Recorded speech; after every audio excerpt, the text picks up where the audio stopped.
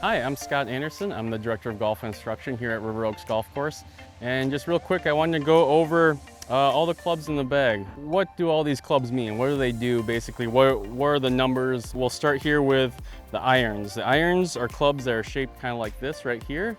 And pretty typically, they are numbered 4 through 9. I have here right here. The lower the number, so like number 4 here, the lower the ball will fly, but the longer the ball should travel.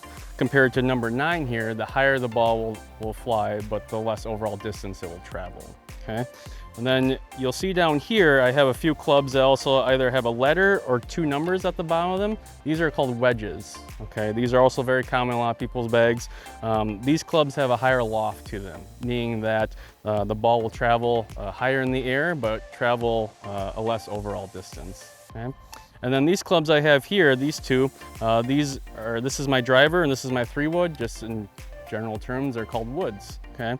And this here is a driver. It's the biggest, longest, probably most commonly used club for the first shot off every hole.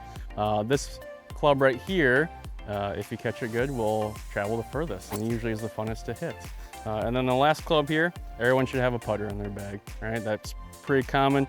They come in all shapes and sizes nowadays, but that usually rounds out the whole set. So now you know what each club does. Go out to the driving range here, use our top tracer range, and have fun and do some experimenting.